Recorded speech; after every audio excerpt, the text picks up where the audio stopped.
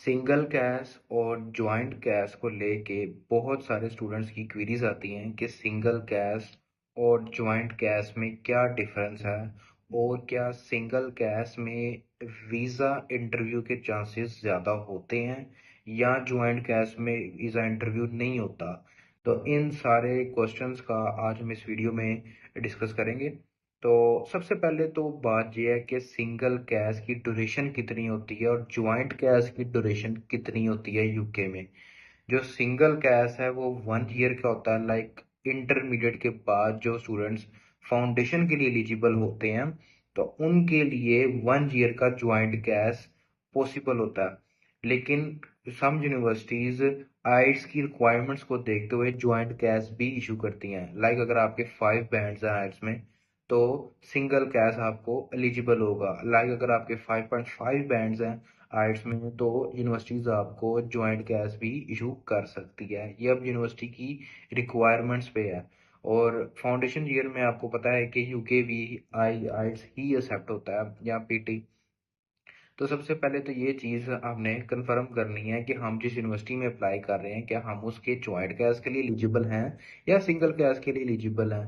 Then हम उस university में अप्लाई करें और फिर जब हमारे पास सिंगल कैश या ज्वाइंट कैश आता है देन हम उसको आगे लेकर चलते हैं। अब सिंगल कैश की ड्यूरेशन होती है 1 ईयर और ज्वाइंट कैश की ड्यूरेशन होती है 4 ईयर्स। लाइक अगर आपने इंटरमीडिएट के बाद सिंगल कैश लिया है तो वो जस्ट 1 ईयर का फाउंडेशन प्रोग्राम लगेगा आपको, जिसकी में आपकी 1 ईयर की आईएचएस की फीस आएगी और 1 ईयर की लाइक ट्यूशन फीस आप यहाँ से पूरी पे करके जाएंगे। और बात आती है ज्वाइंट कैश की, तो ज्वाइंट कैश में होता ये है कि 1 ईयर प्लस 3 ईयर्स की बैचलर्स की डिग्री आती है और 4 ईयर्स की आपकी इंश्योरेंस यहाँ से पे होती है। तो इसमें अब बहुत सारे स्टूडेंट्स क्वेश्चन ये करते हैं कि ज्वाइंट कैश में हमारा इंटरव्यू नहीं होता या होगा क्या। क्या सिंगल कैश में वीज़ा रिफ्यूजल ज़्यादा है, वहाँ पे इंटरव्यू कन्फर्म है। तो इस पे सबसे पहले तो इस बात का कॉन्सेप्ट ये है कि दोनों में वीज़ा इंटरव्यू के चांसेस सेम हैं। लेकिन जो सिंगल कैश है उसमें वीज़ा इंटरव्यू थोड़े सा ज़्यादा है। उसकी रीज़न ये है कि सिंगल कैश 1 ईयर का फाउंडेशन प्रोग्राम होता है और साथ में लाइक इसमें 1 ईयर की आईएचएस की फीस पे होती है। तो इसमें वीज़ा इंटरव्यू के थोड़े से चांसेस आप समझ सकते हैं कि इंक्रीज होते हैं। लेकिन ये नहीं है कि इस सिंगल कैश में बच्चे का इंटरव्यू होना ही होना है और ज्वाइंट कैश में इंटरव्यू नहीं होना। ये दोनों सूरतों में इंटरव्यू आपका एम्बेसी ले सकती है। एम्बेसी ने इंटरव्यू लेना तो ज्वाइंट कैश में भी ले लेना और नहीं लेना तो सिंगल कैश में भी उसने आपका इंटरव्यू नहीं लेना। तो ये चीज़ आपने अपने माइंड में रखनी है कि सिंगल कैश और ज्वाइंट कैश में दोनों में इंटरव्यू हो सकता है और वीज़ा रिफ्यूज़ल के चांसेस इंटरव्यू पे ही डिपेंड करते हैं। लाइक अगर आपका सिंगल कैश में इंटरव्यू होता है तो उस सूरत में अगर आपका इंटरव्यू अच्छा नहीं होता तो आपका वीज़ा रिफ्यूज़ हो सकता है। और अगर आपका इंटरव्यू बहुत अच्छा होता है तो वीज़ा आपका डेफिनेटली ग्रांट करेगा। और ज्वाइंट कैश का भी यही सिनेरियो है। अगर तो एम्बेसी आपका इंटरव्यू ले लेती है तो अगर आपका इंटरव्यू नहीं सही होता तो आपका वीज़ा रिफ्यूज होने के चांसेस ज़्यादा हैं, या कोई ऐसी डॉक्यूमेंट की वेरिफिकेशन कर लेती है जिसको आप वेरिफिकेशन प्रोवाइड ना कर सकें ऑन स्पॉट तो देन उस सूरत में भी आपका वीज़ा रिफ्यूज हो सकता है।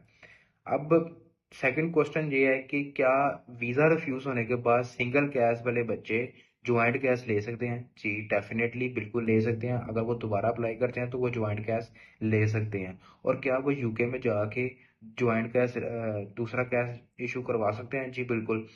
सिंगल कैश वाले बच्चे यहाँ से 1 ईयर फाउंडेशन में जाते हैं और जब वो यूके पहुंच जाते हैं तो देन वो ज्वाइंट कैश के लिए अप्लाई करते हैं, मींस अपना बैचलर डिग्री के लिए एलिजिबल होते हैं और अप्लाई करते हैं आफ्टर 1 ईयर।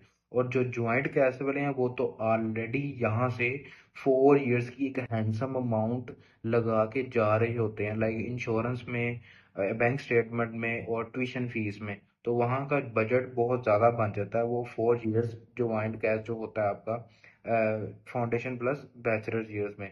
तो सबसे पहले आपने जिस भी यूनिवर्सिटी में फाउंडेशन के लिए अप्लाई करना है सिंगल कैश के लिए या foundation leading to bachelor's degree joint cash के लिए, तो आपने ये अपनी रिक्वायरमेंट्स को देखना है कि ये यूनिवर्सिटी 5 बैंड्स ले रही है तो ये सिंगल कैश देगी, 5.5 बैंड्स एक्सेप्ट कर रही है तो ज्वाइंट कैश देगी। तो इन दोनों सूरतों में आपने यूनिवर्सिटी की और एम्बेसी की रिक्वायरमेंट्स को मद्देनजर रखते हुए अप्लाई करना है।